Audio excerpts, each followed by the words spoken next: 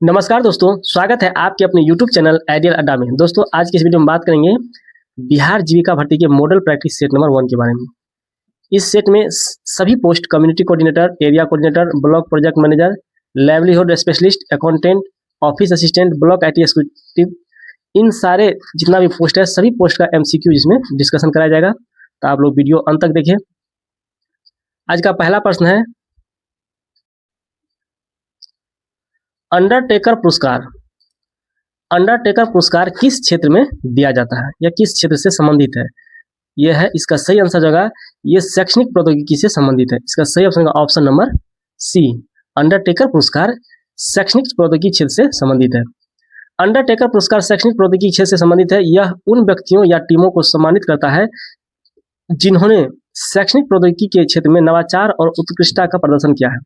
यह पुरस्कार शैक्षणिक नवाचार और सीखने के अनुभव को बेहतर बनाने के लिए प्रौद्योगिकी के उपयोग को बढ़ावा देने के उद्देश्य से स्थापित किया गया है।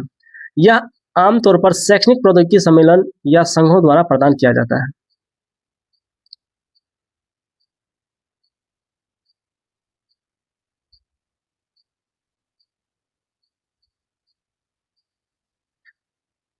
अगला प्रश्न है, प्रधानमंत्री ई विद्या कार्यक्रम का उद्देश्य क्या है? प्रधानमंत्री ई विद्या कार्यक्रम का उद्देश्य क्या है? ग्रामीण क्षेत्रों में इंटरनेट कनेक्टिविटी प्रदान करना, मल्टी मोड एक्सेस के माध्यम से डिजिटल ऑनलाइन एयर शिक्षा को बढ़ावा देना, शिक्षकों को तकनीकी प्रशिक्षण प्रदान करना, छात्रों को ऑनलाइन परीक्षाओं के लिए मंच प्रदान करना। तो इसका सही ऑप्शन होगा option number B, multi mode access के माध्यम से डिजिटल ऑनलाइन ऑन एयर शिक्षा को बढ़ावा देना। इसका सही आंसर होगा ऑप्शन नंबर बी। प्रधानमंत्री ई विद्या कार्यक्रम का उद्देश्य मल्टी मोड एक्सेस के माध्यम से डिजिटल ऑनलाइन ऑन एयर शिक्षा को बढ़ावा देना है। इसे शिक्षा मंत्रालय द्वारा 2020 में आत्मनिर्भर भारत अभियान के तहत लॉन्च किया गया था। यह कोविड-19 महामारी के दौरान छात्रों की सीखने की जरूरतों को पूरा करने के लिए दीक्षा, स्वयं प्रभा, डीटीएच चैनलों और रेडियो जैसी पहलों को एकीकृत करता है। इसका लक्ष्य सभी छात्रों के लिए गुणवत्तापूर्ण शिक्षा तक पहुंच सुनिश्चित करना, विशेष रूप से उन लोगों के लिए जिनके पास सीमित डिजिटल पहुंच है।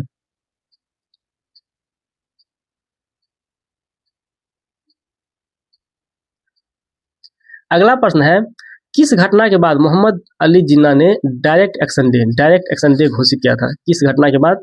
इसका सही ऑप्शन है option number A, cabinet mission योजना की विफलता के बाद जो है, कैबिनेट मिशन योजना की विफलता। मोहम्मद अली जिन्ना ने कैबिनेट मिशन योजना की विफलता के बाद 16 अगस्त 1946 को डायरेक्ट एक्शन डे घोषित किया था। कैबिनेट मिशन के पाकिस्तान की सीधी मांग को अस्वीकार कर दिया गया था, जिससे मुस्लिम लीग जो है नाराज हो गई थी। डायरेक्ट एक्शन डे का उद्देश्य एक अलग मुस्लिम राज्य की मांग को प्राप्त करने के लिए प्रत्यक्ष कार्रवाई के माध्यम से मुस्लिम शक्ति का प्रदर्शन करना था। इस दिन कलकत्ता में बड़े पैमाने पर सांप्रदायिक दंगे हुए, जिससे भारत के विभाजन की संभावना और बढ़ गई।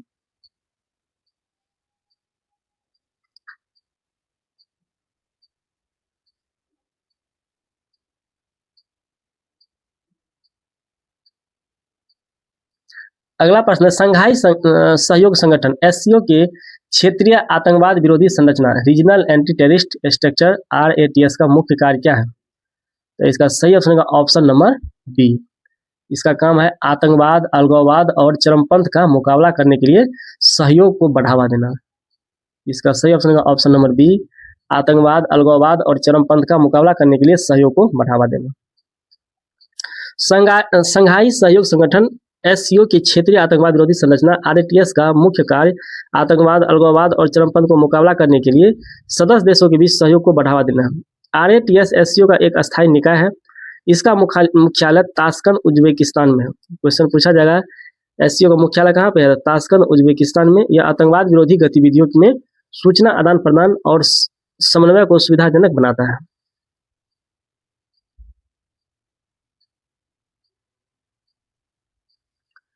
किस घटना के कारण तारों का टिमटिमाना दिखाई देता है?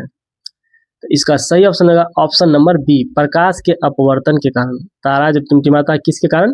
तो प्रकाश के अपवर्तन के कारण। तारों का टिमटिमाना ट्विंकलिंग ऑफ स्टार्स, प्रकाश के अपवर्तन रिफ्लेक्शंस ऑफ लाइट के कारण दिखाई देता है। तारे बहुत दूर है और प्रकाश की किरणें वायुमंडल के विभिन्न परतों से गुजरती है, जिनकी घनत्व और तापमान लगातार बदलता रहता है। इससे प्रकाश की किरणें लगातार मुड़ती है यानी अपवर्तित होती है, जिससे हमें तारे टिमटिमाते हुए दिखाई देते हैं। ग्रह टिमटिमाते हुए नहीं दिखाई देते हैं क्योंकि वे पृथ्वी के करीब है और प्रकाश का एक बड़ा स्रोत है। अगला प्रश्न है, किस खेल से टी और पुटर शब्द संबंधित है? किस खेल से जो है टी और पुटर शब्द संबंधित है? इसका सही ऑप्शन होगा ऑप्शन नंबर सी, गोल्फ से। ऑप्शन नंबर सी, गोल्फ से। टी और पुटर शब्द गोल्फ से संबंधित है। टी एक छोटी सी पिन होती है जिन पर गोल्फर गेंद को टीइंग ग्राउंड से मारते समय रखता है, और पुटर एक विशेष प्रकार का गोल्फ क्लब स्टिक है जिसका उपयोग ग्रीन पर गेंद को छेद होल में डालने के लिए किया जाता है। यह दोनों गोल्फ उपकरण खेल के लिए मौलिक है, टी और पुटर। अगला प्रश्न है, यूनेस्को का विश्व धरोहर स्थल पुरस्कार किस क्षेत्र में दिया जाता है? यूनेस्को का विश्व धरोहर स्थल पुरस्कार किस क्षेत्र में दिया जाता है? इसका सही ऑप्शन हो जाएगा, ये दिया जाता है सांस्कृतिक और प्राकृतिक विरासत के संरक्षण के लिए। ऑप्शन नंबर बी, सांस्कृतिक और प्राकृतिक विरासत के संरक्षण के लिए। यूनेस्को का विश्व धरोहर स्थल पुरस्कार सांस्कृतिक और प्राकृतिक विरासत का संरक्षण के क्षेत्र में दिया जाता है। यह पुरस्कार उन स्थलों को मान्यता देता है जिनका सांस्कृतिक, ऐतिहासिक, वैज्ञानिक या अन्य महत्व है, जिन्हें मानवता के लिए उत्कृष्ट मूल्य माना जाता है। इन स्थलों को विश्व धरोहर सूची में सूचीबद्ध किया जाता है ताकि उनके संरक्षण को सुनिश्चित किया जा सके। यूनेस्को विश्व धरोहर कार्यक्रम 1972 में स्थापित किया गया था। यूनेस्को का विश्व धरोहर कार्यक्रम कब स्थापित किया गया था? तो 1972 में स्थापित किया गया था।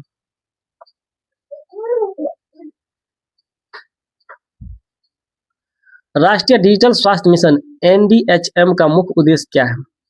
राष्ट्रीय डिजिटल स्वास्थ्य मिशन एनडीएचएम का मुख्य उद्देश्य क्या है? इसका मुख्य उद्देश्य है ऑप्शन नंबर बी, एक डिजिटल स्वास्थ्य बुनियादी ढांचा बनाना। इसका सही ऑप्शन है ऑप्शन नंबर बी, एक एकीकृत डिजिटल स्वास्थ्य बुनियादी ढांचा बनाना। राष्ट्रीय डिजिटल स्वास्थ्य मिशन एनडीएचएम का मुख्य उद्देश्य एक एकीकृत डिजिटल स्वास्थ्य बुनियादी ढांचा बनाना है। इसे प्रधानमंत्री नरेंद्र मोदी द्वारा 15 अगस्त 2020 को लॉन्च किया गया था, एनडीएचएम को। यह एक डिजिटल स्वास्थ्य पारिस्थितिकी तंत्र बनाता है जिसमें व्यक्तिगत स्वास्थ्य रिकॉर्ड, डॉक्टरों और स्वास्थ्य सुविधाओं की रजिस्ट्री शामिल है। इसका लक्ष्य स्वास्थ्य सेवा को अधिक सुलभ, कुशल और पारदर्शी बनाना है।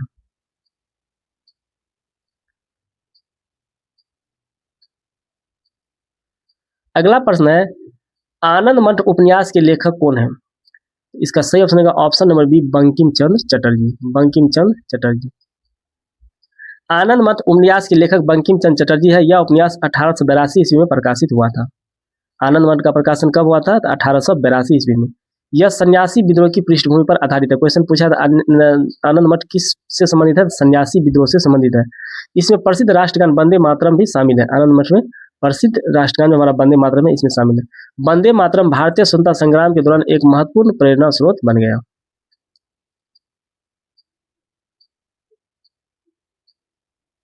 अगला प्रश्न है, संयुक्त राष्ट्र शांति स्थापना यूएन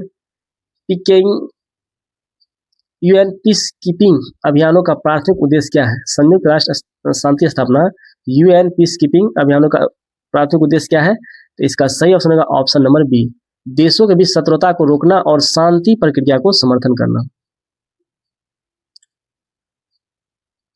संयुक्त राष्ट्र शांति स्थापना यूएन पीस कीपिंग अभियानों का प्राथमिक उद्देश्य देशों के बीच शत्रुता को रोकना, शांति प्रक्रिया को लागू करना और संघर्ष के बाद के क्षेत्रों को स्थिर बनाए रखना है। यह संयुक्त राष्ट्र सुरक्षा परिषद द्वारा अधिकृत है।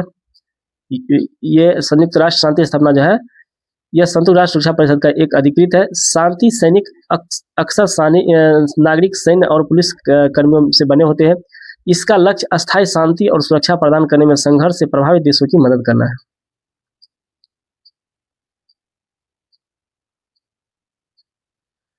चंद्रयान 3 मिशन का प्राथमिक उद्देश्य क्या था? चंद्रयान मिशन का प्राथमिक उद्देश्य क्या था? इसका प्राथमिक उद्देश्य था ऑप्शन नंबर बी, चंद्रमा के दक्षिणी ध्रुव पर सॉफ्ट लैंडिंग और रोवर को तैनात करना। चंद्रयान 3 मिशन का प्राथमिक उद्देश्य चंद्रमा के दक्षिणी ध्रुव पर सॉफ्ट लैंडिंग और रोवर को तैयार करना था। यह मिशन 23 अगस्त 2023 को सफलतापूर्वक चंद्रमा पर उतरा, जिससे भारत चंद्रमा पर सॉफ्ट लैंडिंग करने वाला चौथा देश बन गया। चंद्रयान 3 कब उतरा था? तो यह 23 अगस्त 2023 को। लैंडर, उसमें लैंडर था, लैंडर का नाम था विक्रम और रोवर का नाम प्रज्ञान ने चंद्रमा की सतह पर वैज्ञानिक प्रयोग किए। दक्षिणी ध्रुव को जल बर्फ की उपस्थिति की संभावना के कारण भविष्य के मानव अन्वेषण के लिए महत्वपूर्ण माना जाता है। अगला प्रश्न है कॉमनवेल्थ गेम्स। कॉमनवेल्थ गेम्स कितनी बार आयोजित होते हैं? तो इसका सही ऑप्शन का ऑप्शन हर 4 साल में। ये आयोजित होता है प्रत्येक 4 साल में। कॉमनवेल्थ गेम्स हर 4 साल में आयोजित होते हैं। यह एक बहु खेल आयोजन है जिसमें राष्ट्रमंडल देशों के एथलीट शामिल होते हैं। यह ओलंपिक के बाद दूसरा सबसे बहु खेल आयोजन है। भारत में 2010 में दिल्ली में कॉमनवेल्थ गेम्स की मेजबानी की गई थी। भारत में कब किया गया था पहली बार? 2010 में। अगला प्रश्न है international federation of association football FIFA द्वारा दिया जाने वाला FIFA player of the year award किस क्षेत्र से संबंधित है? तो ये संबंधित है फुटबॉल से। International federation of association football FIFA, FIFA का फुल नाम है international federation of association football, द्वारा दिया जाने वाला FIFA player of the year award football के क्षेत्र से संबंधित है। यह फीफा द्वारा प्रतिवर्ष सर्वश्रेष्ठ पुरुष और महिला फुटबॉल खिलाड़ियों को सम्मानित करने के लिए दिया जाता है। इसे 1991 में शुरू किया गया था। यह फुटबॉल के खेल में व्यक्तिगत प्रतिभा और प्रदर्शन का सर्वोच्च सम्मान है, FIFA player of the award. अगला प्रश्न है PM cares for children scheme का उद्देश्य क्या है? तो पीएम केयर्स फॉर चिल्ड्रन का स्कीम है उन बच्चों को सहायता प्रदान करना जिन्होंने कोविड-19 महामारी के कारण अपने माता पिता दोनों को खो दिया। PM cares for children scheme. PM cares for children scheme का उद्देश्य उन बच्चों को व्यापक सहायता प्रदान करना है जिन्होंने कोविड-19 महामारी के कारण अपने माता पिता दोनों को, जीवित माता पिता, कानूनी अभिभावक, दत्तक माता पिता को खो दिया था। इसे प्रधानमंत्री नरेंद्र मोदी द्वारा 29 मार्च 2021 को लॉन्च किया गया था। यह योजना उन बच्चों के लिए शिक्षा, स्वास्थ्य और वित्तीय सहायता सुनिश्चित करती है जिससे 18 वर्ष की आयु से मासिक वजीफा और 23 वर्ष की आयु पर 10 लाख का कोष शामिल है। इसका लक्ष्य कोविड-19 के कारण अनाथ हुए बच्चों को गरिमापूर्ण जीवन प्रदान करना है।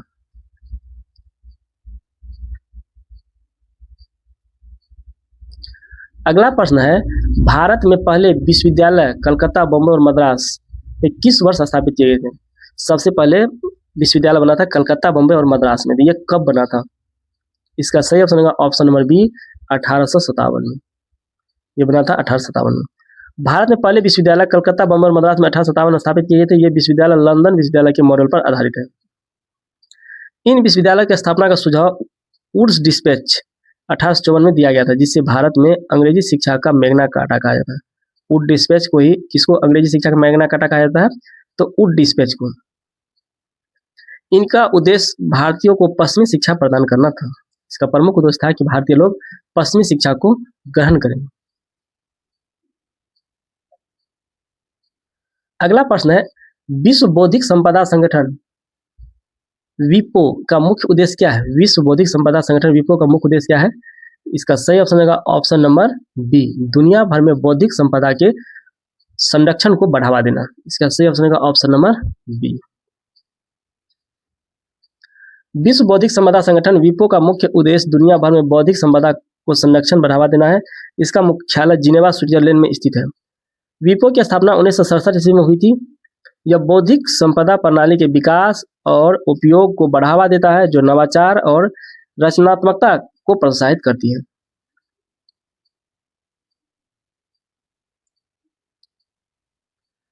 अगला प्रश्न है प्रकाश की प्राथमिक रंग कौन से है? हमारा प्राइमरी कलर कौन कौन सा है? तो इसका सही ऑप्शन होगा ऑप्शन नंबर बी लाल, हरा और नीला। इसका सही ऑप्शन होगा ऑप्शन नंबर बी। प्रकाश के प्राथमिक रंग लाल, हरा और नीला RGB, इसको हम लोग शॉर्ट में RGB भी कहते हैं, लाल, हरा और नीला है। इन तीनों रंगों को विभिन्न अनुपातों में मिलाकर लगभग सभी अन्य रंग बनाए जा सकते हैं। यह योगात्मक रंग मॉडल एडेप्टिव कलर मॉडल का आधार है जिसका उद्देश्य टेलीविजन, कंप्यूटर स्क्रीन और डिजिटल कैमरों में किया जाता है। दूसरी ओर पिगमेंट के प्राथमिक रंग वियोगात्मक रंग मॉडल सियान, मेजेंटा और पीला CMY है।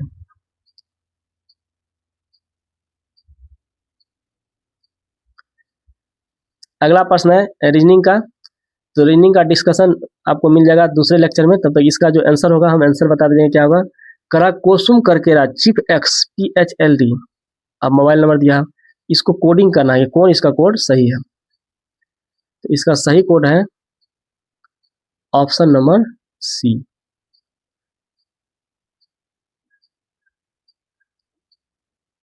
ये भी रीजनिंग का है, करा कि बंद को BAND को किस कोड से सूचित हम कर सकते हैं। तो ये कोडिंग वाला प्रश्न है, तो आपको इसका आंसर हम बता देते हैं, इसका डिस्कशन दूसरे लेक्चर में मिलेगा। तो इसका सही ऑप्शन होगा option number C, option number C. ये यहाँ से कोडिंग करना बी है, तो बी का इधर 0 इधर भी 0 है, तो इसलिए 0 0 वाला एक ही ऑप्शन है, तो इसका सही ऑप्शन हो जाएगा ऑप्शन नंबर सी। अगला है 7 13 25 43 वाट और 97, ये भी रीजनिंग है। इसमें क्या होगा, सब में इसमें 6 जोड़ेंगे, 7 में 6 जोड़ेंगे तो 13 होगा, 13 में 12 जोड़ेंगे तो 25 होगा, 25 में 18 जोड़ेंगे 43 होगा, 43 में 24 जोड़ेंगे तो 67 होगा। तो इसका सही ऑप्शन होगा ऑप्शन नंबर ए, 67। अगला प्रश्न है, निम्नलिखित 4 समूहों अक्षर समूह में से 3 किसी तरह से संगत है और एक असंगत है। असंगत अक्षर समूह को चयन करें। तो इसमें असंगत क्या है उसको चुनना है, तो इसमें असंगत हो जाएगा आपको सी।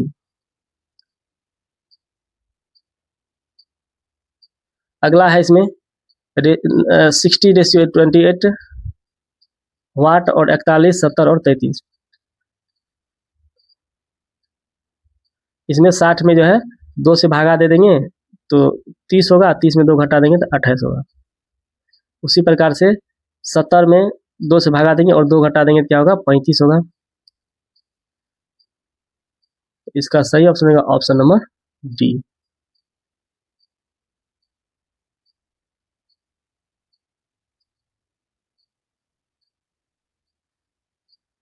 तो इस नंबर का नीचे दिए गए सीट को मोड़कर एक घन बनाया जाए तो y के विपरीत फलक पर कौन सा अक्षर होगा। तो y के विपरीत में क्या होगा, तो y के विपरीत में होगा z, इसको मोड़ेंगे तो z होगा। इसका सही ऑप्शन होगा option number C, option C. अगला एक यदि u का अर्थ डिवाइड करना है, d का अर्थ है गुना करना, b का अर्थ है प्लस करना, t का अर्थ है माइनस करना, तो ये दिया हुआ है 13t 26u और 13d 26b और 7। इसमें सबको कोडिंग करना, सबको किसका जो अर्थ है, इसका आंसर आएगा आपको डी -28।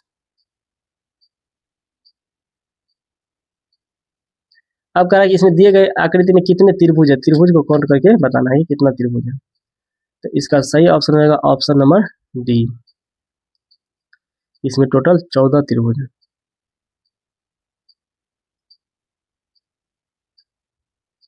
अगला एक पासे के अलावा अलग अलग फलकों पर 6 संख्याएं 1 3 5 6 7 और 8 अंकित है। निम्न इन पासों की अलग अलग स्थितियां दर्शाई गई है, तो संख्या 6 वाले फलक के विपरीत में कौन सा होगा। इसका सही ऑप्शन होगा ऑप्शन नंबर बी, 6 के उल्टा में हो जाएगा 3। अगला प्रश्न है, अंग्रेजी वर्णमाला क्रम के आधार पर LBXFSYCM के एक निश्चित प्रकार के क्रम से संबंधित है, उसी प्रकार TGFY AGHS से संबंधित है। समान तर्क का अनुसरण करते हुए ZDMK निम्नलिखित में से किससे संबंधित है। तो इसका सही ऑप्शन होगा ऑप्शन नंबर सी। अगला विकल्पों में दी गई उस आकृति को पहचानिए जिसे प्रश्न चिन्ह के स्थान पर रखने पर श्रृंखला तालिका के रूप में पूरी हो जाएगी। इसमें कौन सा श्रृंखला तालिका रखना है, इसका सही आंसर रहेगा ऑप्शन नंबर बी, इसमें बी को रखेंगे। अगला प्रश्न, किसी कंपनी के स्पेयर पार्ट विनिर्माण के लिए 5 संयंत्र है, प्रत्येक संयंत्र स्थानीय गुणवत्ता और निर्यात गुणवत्ता का विनिर्माण करता है। तो उच्चतम विनिर्माण संयंत्र की स्थापना गुणवत्ता और निर्यात गुणवत्ता इकाइयों के उत्पादन का अनुपात क्या है। इसका अनुपात को देखना है इसमें इस फिगर के अकॉर्डिंग।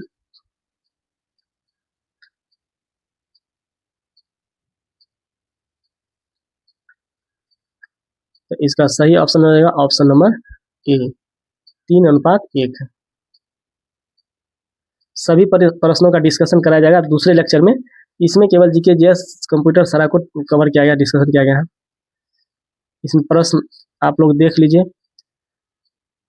कह रहा एक मोटरसाइकिल अपनी यात्रा के पहले 60 किलोमीटर की दूरी को 40 किलोमीटर प्रति घंटा के औसत से चाल से तय करती है और शेष यात्रा 90 किलोमीटर की दर से दूरी तय करने के लिए मोटरसाइकिल की चाल 45 किलोमीटर प्रति घंटा देती है। पूरी यात्रा के दौरान मोटरसाइकिल कुल कितने औसत चाल थी। एवरेज इसका सही आंसर रहेगा ऑप्शन नंबर ए, 42 × 6/7।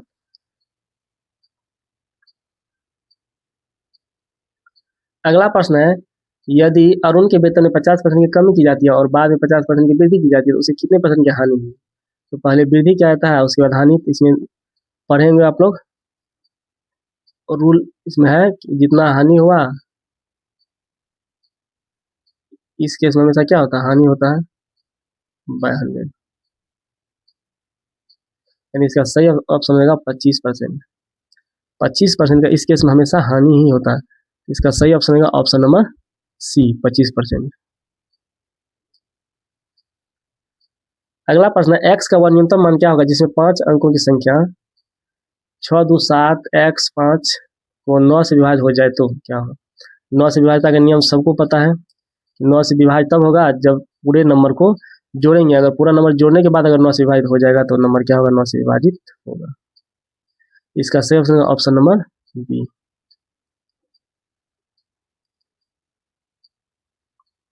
अगला प्रश्न है, एक व्यक्ति ने अपने वेतन का 7% घर के खर्च पर, अपने वेतन का 20% किराए पर और शेष वेतन में से 80% एक ट्रस्ट को दान दिया। यदि उसके पास 20,000 रुपया शेष है तो उसका वेतन कुल कितना है? इसका सही ऑप्शन होगा ऑप्शन नंबर बी। उसका टोटल वेतन है 5 लाख। अगला प्रश्न है, यदि दो गोलों के व्यास का अनुपात 1:4 दिया गया है, बड़े गोलों को पिघलाया जाता है और पिघले हुए पदार्थ से 125 समरूप गोले बनाए जाते हैं, तो छोटे गोले को पिघलाया जाता है और पिघले हुए पदार्थ से 70 समरूप गोले बनाए जाते हैं।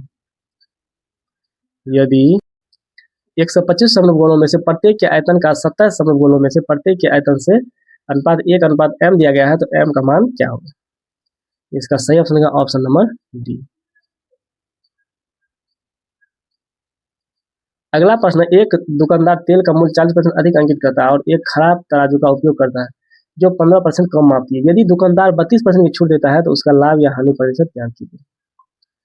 इसका सही ऑप्शन होगा ऑप्शन नंबर डी, 12% का लाभ। दुकानदार हमेशा लाभ ही कमाएगा, घाटा तो नहीं करने वाला है। कह रहा है, एक दुकानदार एक वस्तु के अंकित मूल्य में 40% की वृद्धि का निर्णय लेता है। वस्तु को मूल अंकित मूल्य पर बेच पाने के लिए उसे कितने % की छूट देनी चाहिए? इसका सही आंसर रहेगा 28 इंटू 4/7।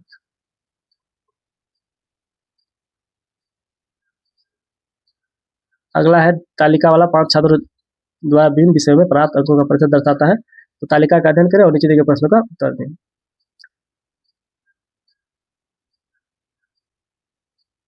तो इसका सही आंसर रहेगा ऑप्शन नंबर बी, 74.5%। अगला दिया निम्नलिखित व्यंजक को सरल कीजिए। इसको सरल करना है तो सबको जो है बोर्ड मास का नियम पता है कैसे सरल करना है। इसका सही ऑप्शन होगा ऑप्शन नंबर सी। और नहीं पता तो इसका डिस्कशन कराया जाएगा, टेंशन नहीं लीजिए आप लोग।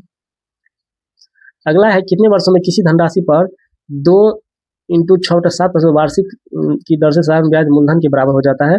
इसका सही ऑप्शन होगा ऑप्शन नंबर डी, 35 वर्ष।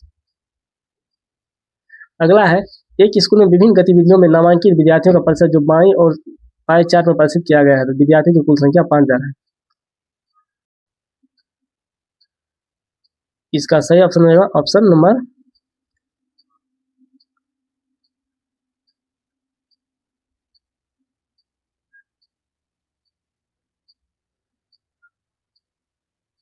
Option C, 6.82%। आइए यहाँ से कंप्यूटर का प्रश्न स्टार्ट होता है, यहाँ डिस्कशन करेंगे। करा, दूसरी जनरेशन के कंप्यूटरों का वर्णन काफी हद तक उनमें डैश के इस्तेमाल द्वारा किया जा सकता है। तो इसका सही ऑप्शन होगा ऑप्शन नंबर डी, ट्रांजिस्टर का प्रयोग के द्वारा इस्तेमाल किया जा सकता है, ऑप्शन नंबर डी। कंप्यूटर की जनरेशन की विशेषता उनकी तकनीकी से होती है। द्वितीय विश्व युद्ध के बाद ज्यादातर यूएसए में विकसित पहली जनरेशन के डिजिटल कंप्यूटर वैक्यूम ट्यूब का इस्तेमाल करते थे। 1960 में शुरू की गई दूसरी पीढ़ी में ट्रांजिस्टर के इस्तेमाल किया गया था और ये पहले सफल व्यावसायिक कंप्यूटर थे।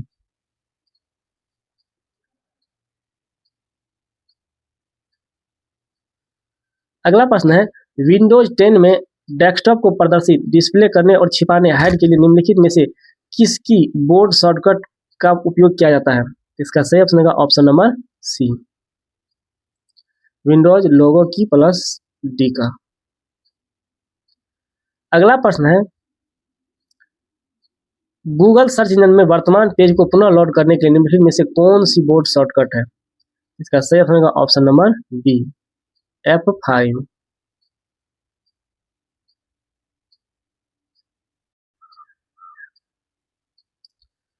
गूगल सर्च इंजन में वर्तमान पेज को पुनः लोड करने के लिए F5 की बोर्ड शॉर्टकट का इस्तेमाल किया जाता है। F1 गूगल क्रोम को के हेल्प सेंटर को एक नया टैब में खुलता है।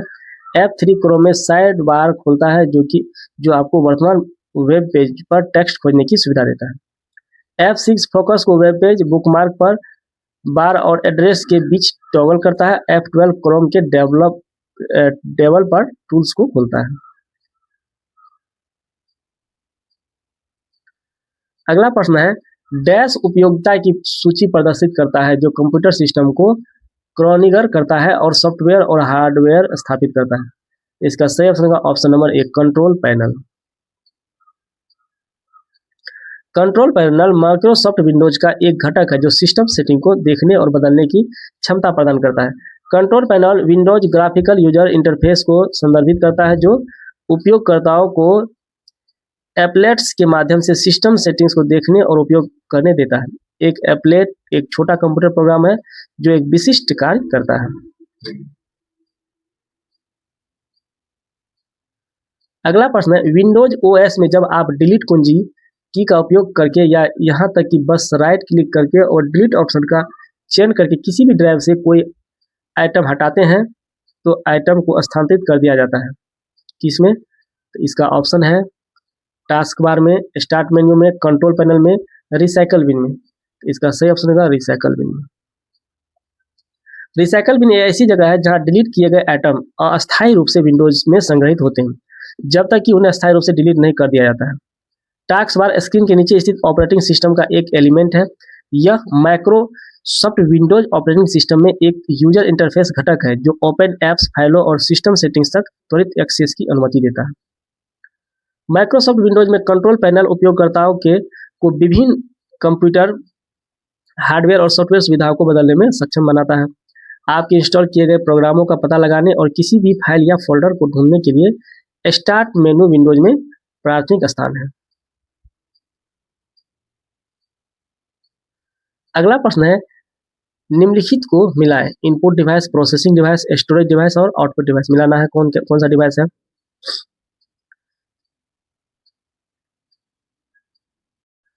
इसका सही ऑप्शन होगा option number D,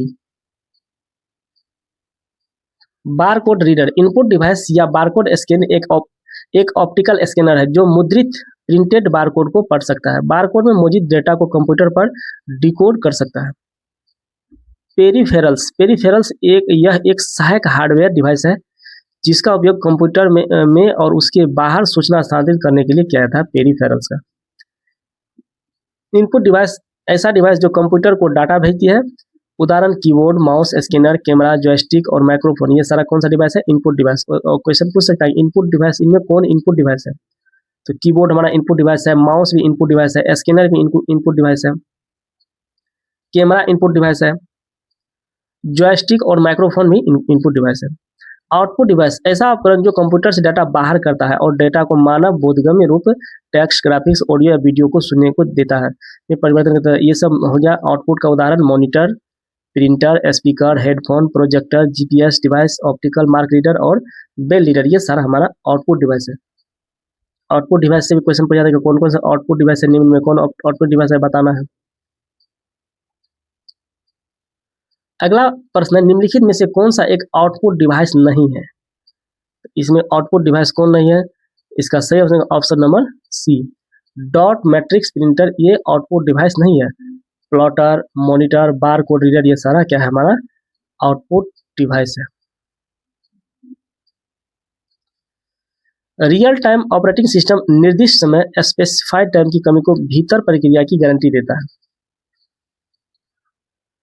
time sharing operating system प्रत्येक उपयोगकर्ता यूजर को एक साधारण कंप्यूटर एक छोटे से हिस्से के साथ एक बार में प्रश्न प्रदान करने के लिए सीपीयू शेड्यूलिंग और मल्टी प्रोग्रामिंग का उपयोग करता है। Distributed operating system free software network संचार और फिजिकली रूप से अलग कंप्यूटेशनल नोड्स के संग्रह पर सिस्टम सॉफ्टवेयर है डिस्ट्रीब्यूटेड ऑपरेटिंग सिस्टम।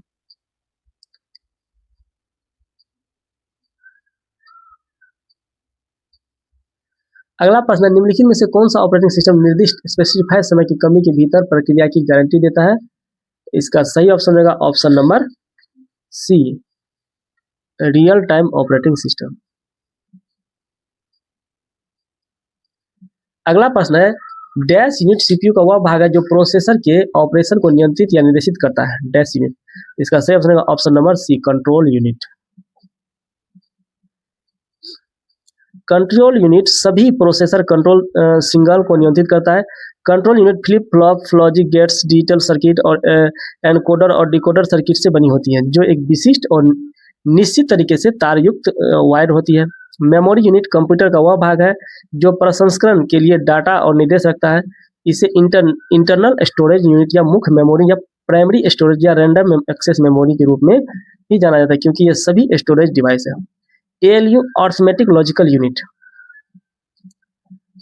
अर्थमेटिकल और लॉजिकल कार्यों का संचालन को करने के लिए जिम्मेदार है एएलयू।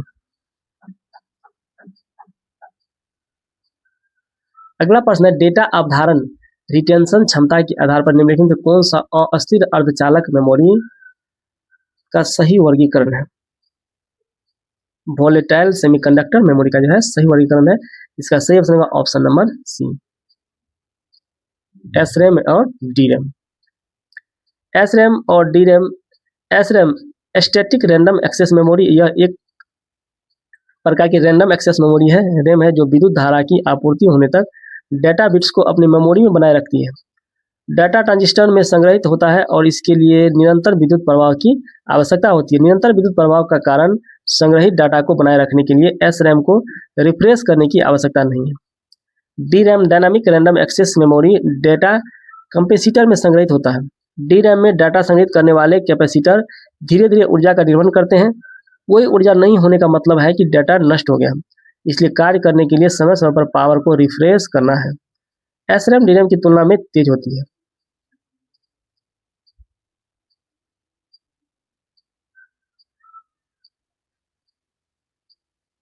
अगला प्रश्न है, भारत में राष्ट्रीय ग्रामीण आजीविका मिशन एनआरएलएम का प्राथमिक फोकस क्या है?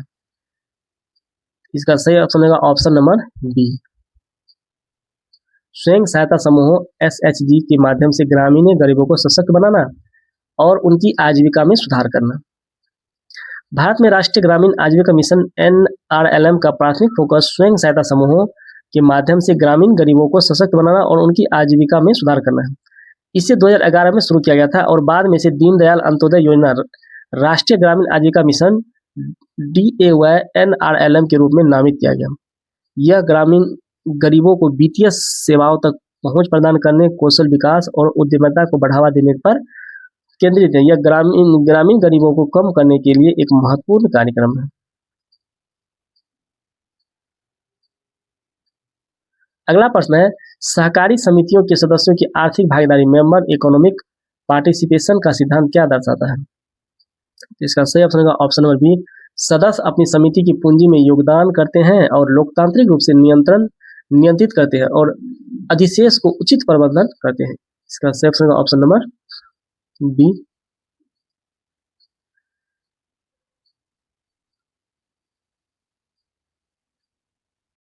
अगला प्रश्न है, ग्राम संगठन WO की कौन सी गतिविधि सामाजिक लेखा परीक्षा सोशल ऑडिट के लिए महत्वपूर्ण है? इसका सही ऑप्शन होगा ऑप्शन नंबर बी, समुदाय द्वारा विकास कार्यक्रमों और सार्वजनिक खर्चों की निगरानी और मूल्यांकन को सुविधाजनक बनाना। अगला प्रश्न है, क्लस्टर स्तरीय संघ CLF किस प्रकार स्थानीय संसाधनों को जुटाने, मोबिलाइजेशन ऑफ लोकल रिसोर्सेज में मदद करता है? इसका सही ऑप्शन होगा ऑप्शन नंबर बी, ग्राम संगठनों और SHG से बचत और अन्य स्थानीय योगदानों को एकत्रित करके बड़े पैमाने पर निवेश के लिए।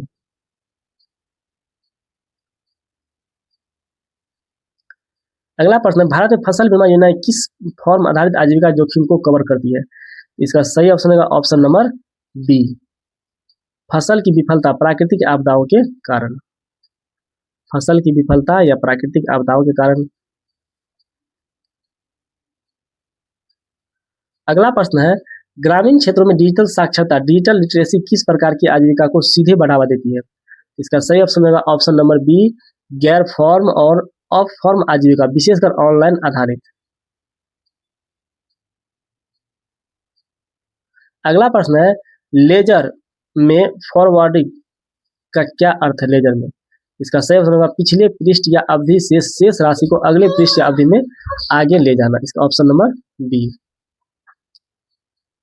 अगला प्रश्न है वित्तीय साक्षरता में सावधानी पूर्वक खर्च प्रूडेंट स्पेंडिंग का क्या अर्थ है? इसका सही ऑप्शन होगा ऑप्शन नंबर बी अपनी जरूरतों और प्राथमिकताओं के अनुसार बुद्धिमानी से धन का उपयोग करना। Option number B. अगला प्रश्न है प्रधानमंत्री आवास योजना ग्रामीण PMAY के तहत किस प्रकार के घरों को प्राथमिकता के आधार पर शामिल किया जाता है? इसका सही ऑप्शन ऑप्शन नंबर बी बेघर परिवार, बच्चे घरों में रहने वाले और प्राकृतिक आपदाओं से प्रभावित परिवार। Option number B. अगला प्रश्न है प्रधानमंत्री ग्राम सड़क योजना PMGSY के तहत यदि किसी सड़क परियोजना में कोई समस्या या शिकायत आती है तो उसे कहाँ दर्ज किया जाता है? तो इसका सही ऑप्शन होगा option number B online portal मेरी सड़क और राज्य स्तरीय शिकायत निवारण तंत्र में। इसका सही ऑप्शन होगा ऑप्शन नंबर डी। अगला प्रश्न है राष्ट्रीय सामाजिक सहायता कार्यक्रम NSAP का प्रमुख लाभार्थी वर्ग कौन सा है? NSAP का इसका सही ऑप्शन नंबर बी वृद्ध विधवाएं और विकलांग व्यक्ति। अगला प्रश्न है PM किसान योजना के तहत केंद्र सरकार से 6,000 रुपये प्रति वर्ष की वित्तीय सहायता कितनी किस्तों में दी जाती है? इसका सही ऑप्शन होगा ऑप्शन नंबर सी 3 समान किस्तों में। अगला प्रश्न है राष्ट्रीय कृषि विकास योजना RKVY का प्राथमिक उद्देश्य क्या है? इसका सही ऑप्शन होगा ऑप्शन नंबर बी कृषि और समान क्षेत्रों में सार्वजनिक निवेश को बढ़ावा और राज्यों को कृषि विकास के लिए अपनी योजनाएं बनाने में लचीलापन प्रदान करना। इसका सही ऑप्शन होगा ऑप्शन नंबर बी। अगला प्रश्न है प्रधानमंत्री जीवन ज्योति बीमा योजना PMJJBY के तहत बीमा कवर प्राप्त करने के लिए ग्राहक को किस आयु वर्ग में होना चाहिए? इसका सही ऑप्शन होगा 18 से 50 साल।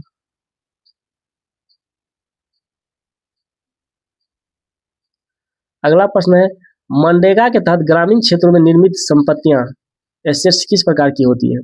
इसका सही ऑप्शन होगा ऑप्शन नंबर बी जल संरक्षण संरचनाएं, ग्रामीण कनेक्टिविटी सड़कें और कृषि उत्पादकता बढ़ाने वाली परिसंपत्तियां। इसका सही ऑप्शन होगा ऑप्शन नंबर बी। अगला प्रश्न है बिहार सौर क्रांति सिंचाई योजना के तहत किसानों को किस पर सब्सिडी प्रदान की जाती है? इसका सही ऑप्शन होगा ऑप्शन नंबर बी सौर ऊर्जा से चलने वाले सिंचाई पंप पर। अगला प्रश्न है बिहार औद्योगिक प्रोत्साहन नीति 2016 BIIPP 2016 की वैधता अवधि क्या है जिसे बाद में बढ़ाया गया था? इसका सही ऑप्शन होगा ऑप्शन नंबर सी 2025 तक बढ़ाएगा। अगला प्रश्न है बिहार मुख्यमंत्री दिव्यांगजन सशक्तिकरण छात्रवृत्ति योजना का लाभ किसे मिलता है? इसका सही ऑप्शन होगा ऑप्शन नंबर बी दिव्यांग छात्रों को शिक्षा के लिए वित्तीय सहायता। अगला प्रश्न है बिहार में मुख्यमंत्री स्वयं सहायता भत्ता योजना के तहत प्रति माह कितनी राशि प्रदान की जाती है? इसका सही ऑप्शन होगा ऑप्शन नंबर सी 1,000 रुपया। अगला प्रश्न है बिहार मुख्यमंत्री बालिका पोशाक योजना किस कक्षा तक की बालिकाओं को कवर करती है? इसका सही ऑप्शन होगा ऑप्शन नंबर सी 1 से 12 तक की। 1 से 12 तक की। दोस्तों वीडियो कैसा लगा लाइक कमेंट करके बताएं। यदि आप इस चैनल पर नए हैं तो चैनल को सब्सक्राइब कर लें। आपको जीविका के जितने भी पोस्ट है सभी पोस्टों का MCQ प्लस पूरा फुल डिटेल एनालिसिस कराया जाएगा। मिलते हैं तब तक अगले वीडियो में। तब तक के लिए धन्यवाद। Thanks for watching.